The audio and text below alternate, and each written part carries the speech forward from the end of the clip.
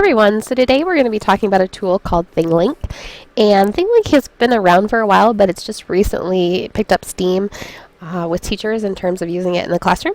So let's take a look at what Thinglink looks like. So I've created a picture here that I can give to students, and the great thing about this picture is that it's interactive. So if I'm talking about the water cycle with students, if I put my cursor over one of these dots, they can learn about transpiration via a video. They can learn about condensation by visiting a website, or they can even hear me talk about precipitation. So, how do you create your own Thinglink? Well, the first thing that you want to do is you want to open up your browser and type in www.thinglink.com, and you'll be taken to the Thinglink site. Now, here's where you want to sign up for an account. Once you sign up for an account, you'll see a button that says Create. We're going to go ahead and tap on that button. And then you have some options here. You can upload images from your computer. You can import them from Facebook. You can import them from Flickr, or you can even bring them in from the web. So, for our purposes today, I'm going to upload an image from my computer.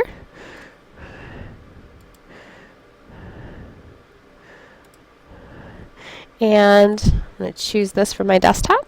Now you'll see that the photo is uploaded. Now I have noticed lately, and I've tried a couple different browsers, for whatever reason it doesn't load for me right away. So what I have to do is I go ahead and click Save, and I click on the Close Without Tagging. Now once I do that, if I go back to the Me button right here, it does show that my image was uploaded. So I'm just going to go ahead and tap on that image. And now I'm going to go ahead and click on Edit. And when I do that, my image is here. Now to fit the screen, I can click Fit, or I can make it bigger or smaller depending on what I would like to do. So I'm going to go ahead and keep it about this size. And then to add a tag, I simply tap on the area of the screen where I would like to add an interactive tag for students. Over here on the left, you're going to see the Edit Tag option. And this is where I can put a description of what that tag is. I can put a link in for students. So I'm going to go ahead, I'm going to click on Icon, and I'm just going to choose an icon so that when students go to my picture, they'll see the icon and know they have to tap there. Then I'm going to put in a website.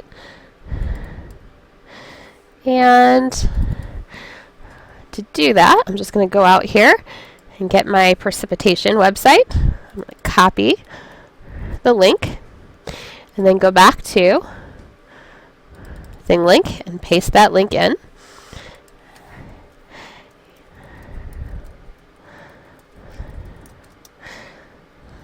And I might put something under the description like precipitation.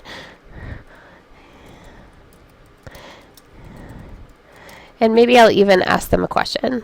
For example, give me 3 forms of precipitation. And then I'm going to click Save Tag. Now once I'm done, I can give this a name and hit Save. And now when my students visit this site, they'll see right away where they can click, and they'll know that this area right here is precipitation. They can go to the website and find out about the different forms of precipitation. And as I stated before, you can put in a video, you can put in an audio file. It's very interactive. The other nice thing about Thinglink is that you can share it with others, and you can do that in many different ways. So you can either share it on a social media network, you can share it through a link on the internet, or you can even embed it into your Weebly, WordPress, or other website. Now I think this has a lot of potential for the classroom, not only for teachers to showcase some of the topics that they're talking about, but also for students to show what they're learning in class. They could create their own Thinglinks.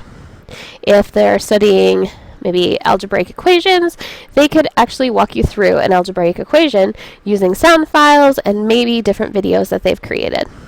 So there are a lot of great uses here. As always, if you have any comments or you want to share how you're using Thinglink, please let us know.